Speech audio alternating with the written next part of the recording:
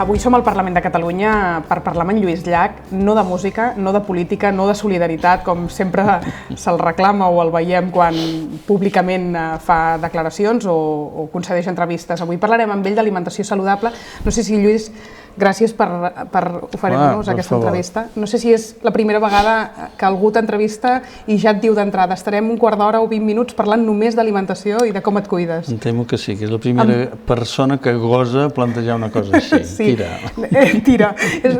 Certament hem de posar-nos en la intimitat de les persones, perquè sempre que comences a rascar i dius el punt de partida perquè aquella persona comenci a cuidar-se, a vegades és una malaltia. En el teu cas va ser així. Sí.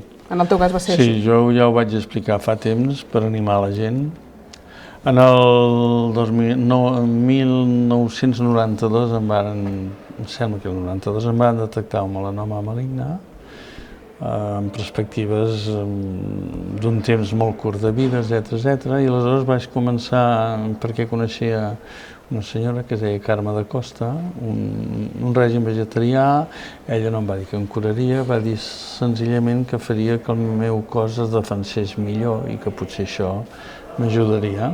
I als anys 90, quina intuïció i quin coneixement tenies com per tirar cap a una vessant de naturopatia en el moment que et detecten, a més, una malaltia tan greu? No, perquè ja havia tingut amistats molt personals que hi havien anat i que els resultats que jo havia vist, a més, eren extraordinaris de benestar. No hi havia cap curació tipus aquesta cosa que em passava a mi, però sí que gent que tenia dolors, gent que tenia problemes digestius o de salut en general, hi anava, càncers també, i a mi l'admirava molt a més tenia quelcom una barreja de científic intuïtiu que a mi m'agradava molt i m'hi vaig posar les mans i com que a més tots els metges em van dir que no hi havia res a fer.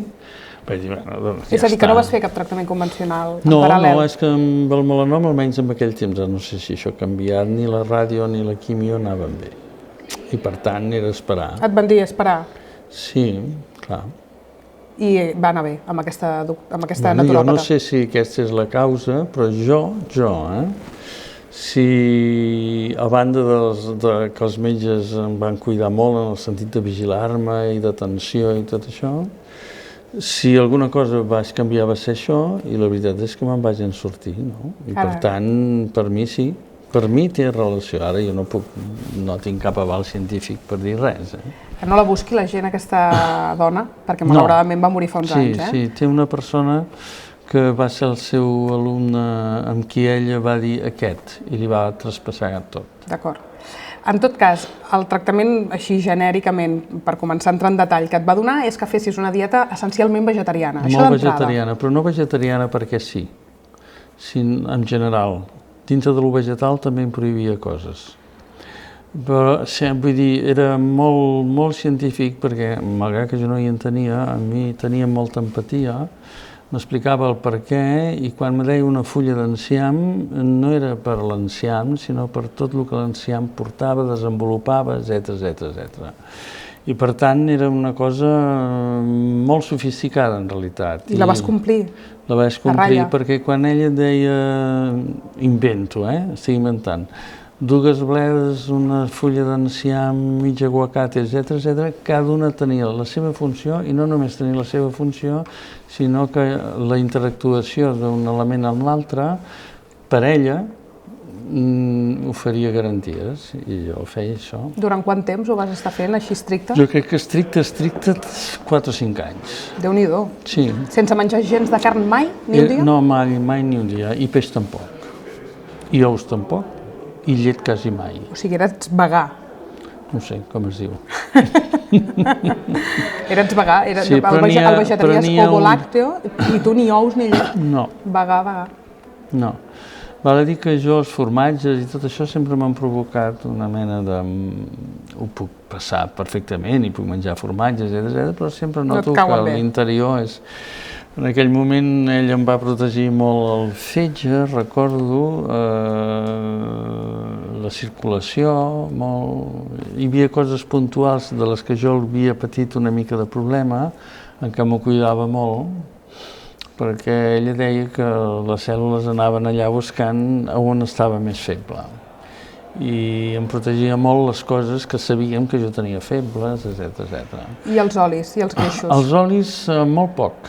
Molt poc. Encara que fos oli d'oliva verge extra?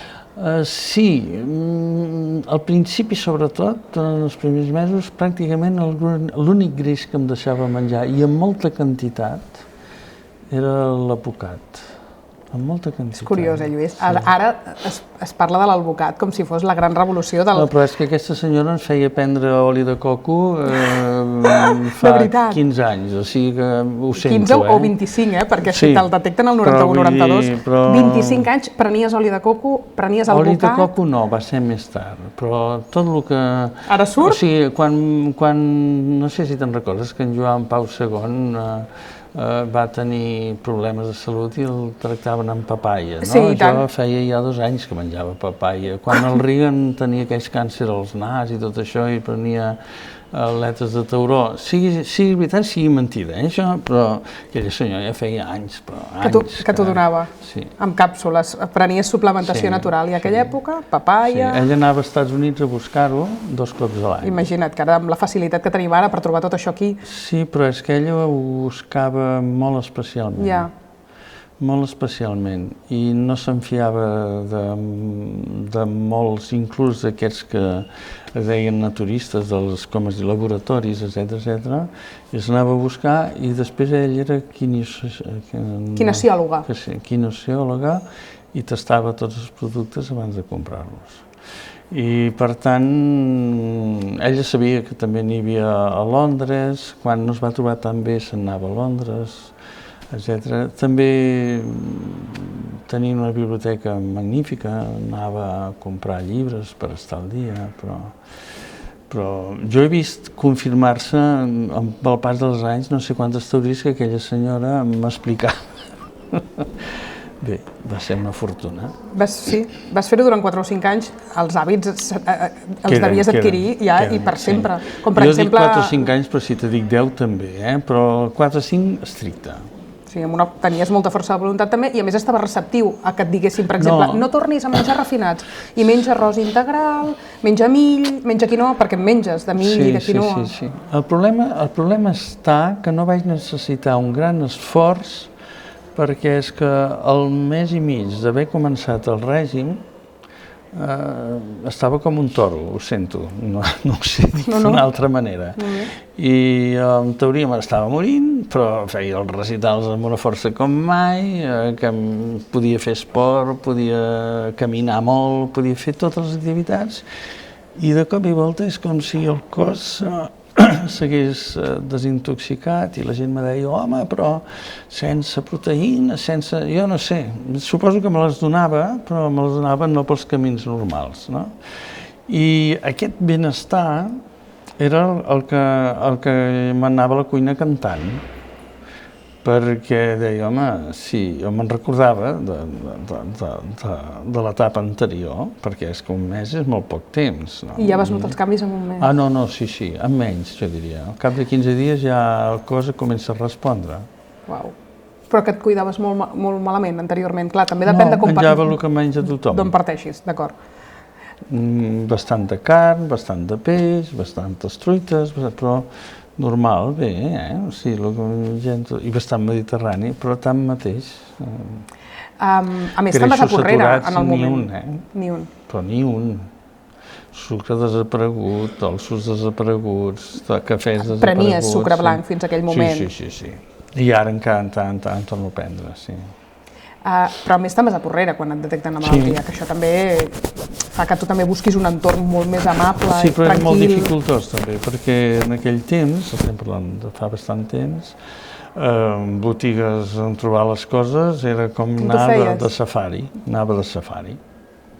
Aquí hi ha una botiga que... Però bueno. I a Porrera, 2 anys més tard, t'enamores del vi i comences a fer vi. No sé si té a veure o no. No, té a veure en tant que jo em vaig marxar de l'Empordà quan vaig saber la meva malaltia, perquè l'Empordà, que és el meu país, és on jo, quan me diuen tu d'on ets, jo soc de l'Empordà, és una ruralitat molt urbanita. I a Porrera hi havia una realitat molt més rural. Perdoneu que m'expressi així. Sí, no, s'entén. I pensava que allà tindria un àmbit de convivència més sa. I va ser així. I va ser així. I a més la gent de Porrera... I a més et vas posar a fer vi. Sí, no, això és una Perquè no saps estar quiet. Això és una altra història. Hi va haver una inundació molt forta, en el 93, em sembla, i Porrera va quedar bastant desgavellada. I aleshores la gent estava molt desanimada i jo tenia unes terres que m'havia deixat la meva mare, ermes ja, perquè les avellanes ja no... I aleshores jo veia que Gratallops funcionava molt bé a la gent que havia iniciat lo del vi i van dir, home, si Gratallops, aquí a Porrera ha de funcionar. I aleshores, però pensant que jo no veuria res de tot això, perquè estava en un procés encara d'assumpció de la mort, no? I aleshores vaig muntar un celler i em va anar molt bé que l'Enric Costa, un amic íntim meu de tota la vida, s'enamorés del projecte, perquè jo sempre tenia aquest salvament, no? Dic, bueno, si jo me'n vaig, això l'Enric se'n cuidarà, a més ell era notari i aguantaria el que fos, no? I així va ser perquè, clar, no te n'anaves a Barcelona, te n'anaves al Senegal. Sí. I per tant algú havia d'entomar el projecte segur. Perquè abans hem parlat del melanoma com un detonant perquè et comencis a cuidar, però l'Àfrica segur que ha contribuït molt a que tu estiguis més en contacte amb els vegetals, amb el món del cru, amb agafar la papaya o el mango de l'arbre directament i menjar-te'l. Jo ho faig per egoisme, perquè no vingui massa gent. També he de dir que si ho saps trobar, aquí pots fer un tractament alimentari molt millor que allà, perquè allà hi ha productes que no trobes. Clar. O sigui, si tu t'agrada menjar un bròcoli per anticancerigen o una col, etc. Allà no ho trobes. Allà no ho trobes. Ara, quin és el secret d'aquesta part d'Àfrica que jo conec, que és l'única que conec, és que ells són autòctons en l'alimentació,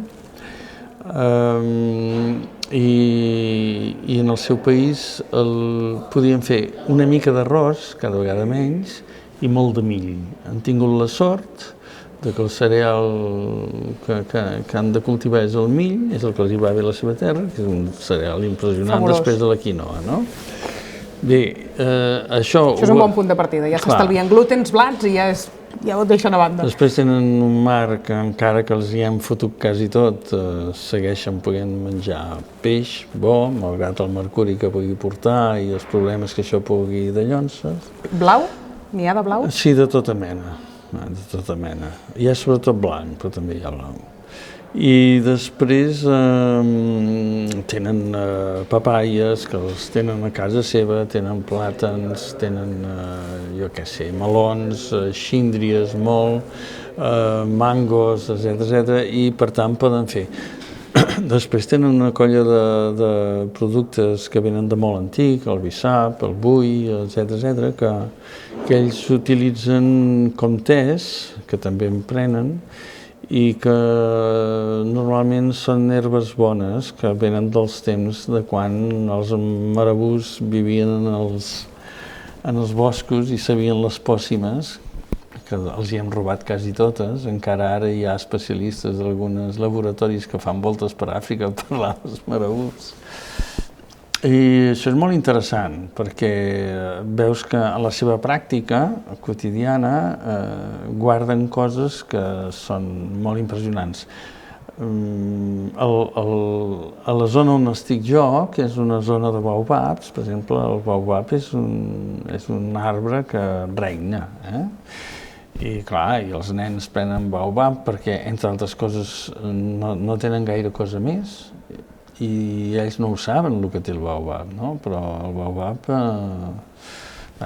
M'han dit que el dones pel Parlament, el baobab. Sí. A qui li dones? No, I per què? Vas allà amb un carregament? Això és secret. Són afers sexuals que no vull confessar.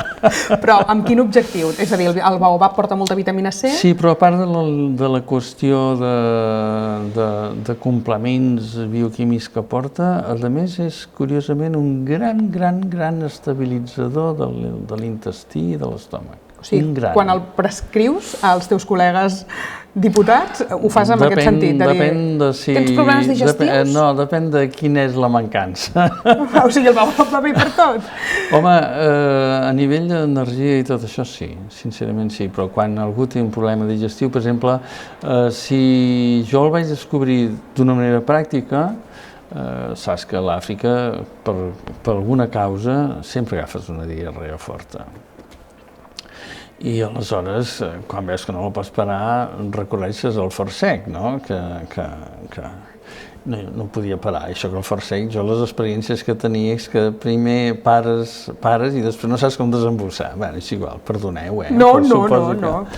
I així, tot naturalment, quan ja portava 2 dies de Forcec i no passava res, dic, pren això. I em van donar una cosa, que ells posen molt de sucre, massa. Tot l'Àfrica utilitza el sucre amb excés, això diguem-ho clar. Quina llàstima, perquè la següent pregunta és si els veus sants i si no emmalalteixen de les mateixes malalties que nosaltres, però ja ha arribat allà.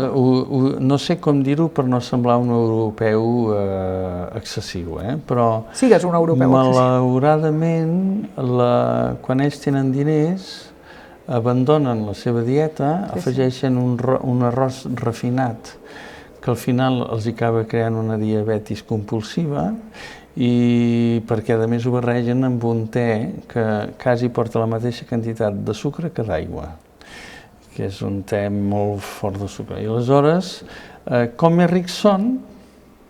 Això passa, hi ha estudis a tot el món. Més s'allunyen d'aquella bàsica... Els països subdesenvolupats en les regions en què han tingut més capacitat econòmica han començat a emmalaltir més. Doncs és això. I allà està passant una mica i jo en l'entorn en què he vist, que la gent jove que em ve a preguntar i tot això, perquè a vegades porto medicines, vaig a les infermeries, hi ha 2 infermeries i els hi porto medicines i tot això, quan els hi explico que la gent gran perd la vista per un problema de diabetis, també un excés de sucre, i que l'arròs refinat es converteix en sucre i que la gent que pot en menja cada dia d'arròs. I això d'alguna manera els ha canviat molt la dieta, etc. I entre el sucre i l'arròs, diguem que han perdut molts... Et costa més de fer proselitisme d'alimentació sana i de la importància que tu tens tan clara en la teva cuina de cada dia menjar arròs integral, etc. Allà o aquí, per exemple, allà, perquè ells han pensat que l'accés a aquest producte és un senyal, jo diria, quasi de progrés i de tenir un lloc al món, no?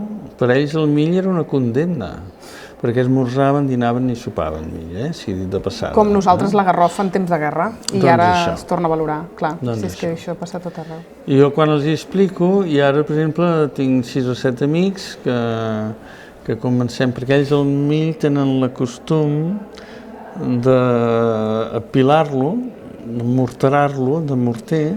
Un cop cuit? No, abans de coure'l. I el netegen amb el que molta pellofa se'n va. I jo els estic acostumant a cuinar-lo, el que passa és que és una mica dur allà, el mill recent agafat. Perquè aquí en un quart d'hora queda molt... No, allà són 3 quarts d'hora.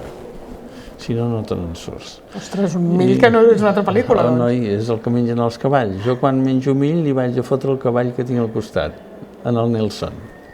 Tinc un cavall que es diu Nelson perquè va néixer el dia que es va morir Nelson Mandela. Sí, ho sabia. I aleshores, què mengem avui? En mill. I jo, el Madi, que és la persona que em cuida, anem en el sarró de llonses, agafem 2 grapats de mill, el netegem i au, a menjar. I és fantàstic. Em consta que amb l'activitat política que portes els darrers temps de la teva vida et costa portar una vida saludable. Sí, m'ho noto, a més. Hi ha un altre factor que jo crec que la gent hauria de tenir molt en compte a partir dels 40, és caminar.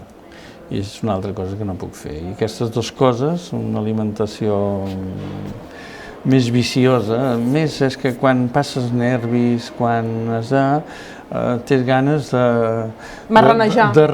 regalar-te un pecat, no? I te veus allà la galta de porc i dius sí, no, sí, vinga, va! Però... Esperem doncs que el procés es resolgui pel bé de la meva salut. De la salut de Lluís Llach.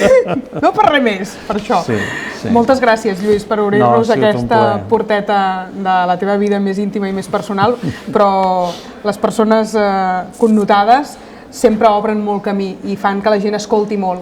Molt bé, doncs si serveix per alguna cosa... Temes d'alimentació i de salut, per tant t'ho agraeixo molt. Jo crec que la gent hauria... Hi havia aquesta senyora, em diu, el dia que vaig entrar, diu, tu què tens, un cotxe de gasoll o un cotxe de gasolina? I dic, de gasoll, dic, que no li posaràs gasolina? Dic, no. Dic, doncs amb tu has de fer el mateix.